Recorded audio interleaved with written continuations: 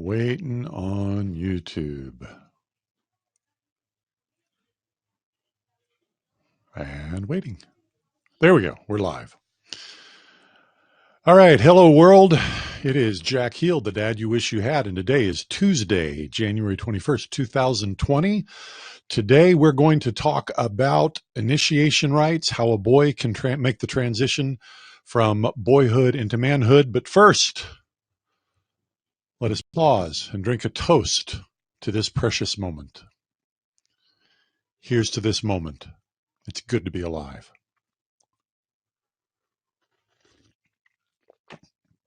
Oh, yeah. By the way, today's episode is brought to you by Homemade Bulletproof Coffee and bacon. Yes. It's the breakfast of champions. And yes, I'm just now having breakfast. I intermittent fast most of the time, and I generally eat breakfast in the late morning or early afternoon so that I can get in a good 14 to 16 hour fast between meals. All right. Initiation.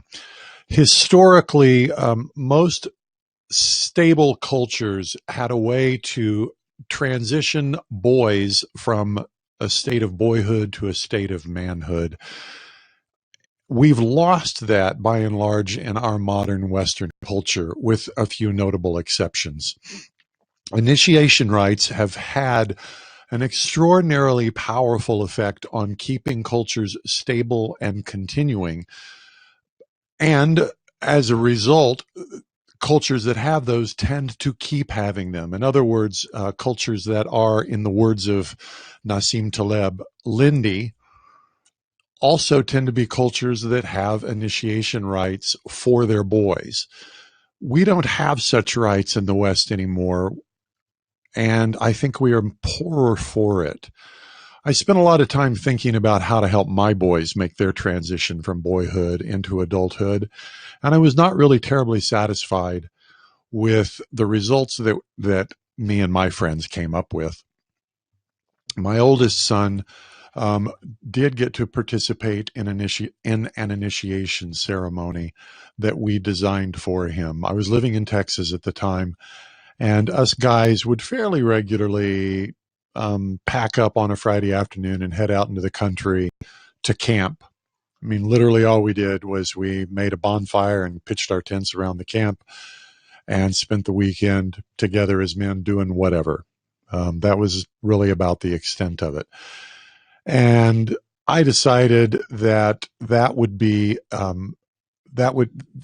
invited to participate in the camp out would initiate my son into the fellowship of men.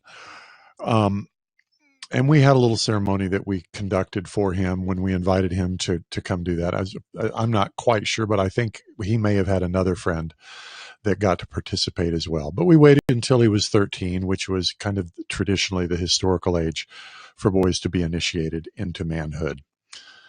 It didn't have a lot of emotional power, and frankly, I didn't really understand much about the cultural aspects of initiation like I do now. So, fast forward just a couple of years, around the same time, actually, I think it would have been before that, I lost my two best friends into a cult, and that initiated a 30-year-long process of me studying cult psychology. And that allowed me to understand culturally how these initiation ceremonies work.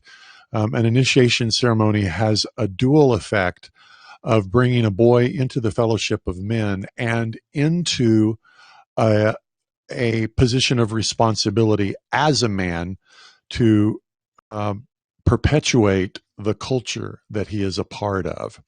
So the initiation rite has a dual purpose. It brings a boy into the fellowship of men where he gains the rights of being a man among men, but also gains the responsibilities of being a man among men. And those responsibilities should include the responsibility to preserve and protect the culture that he was born into and was raised in. He is now responsible for keeping it going. I'm a bit of a fan of Judaism. I'm not a Jew.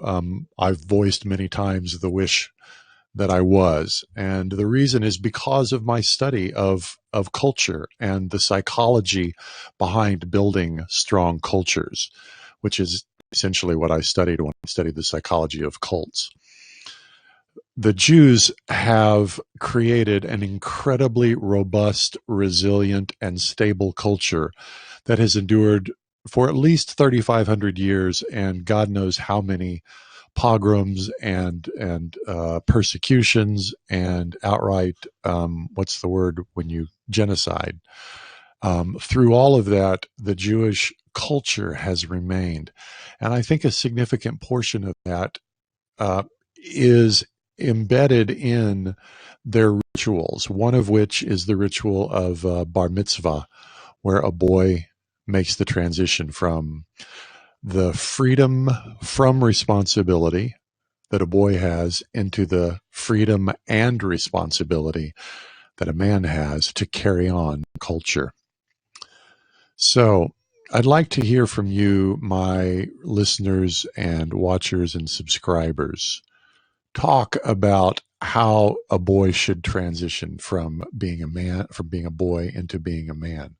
What are the rights and responsibilities?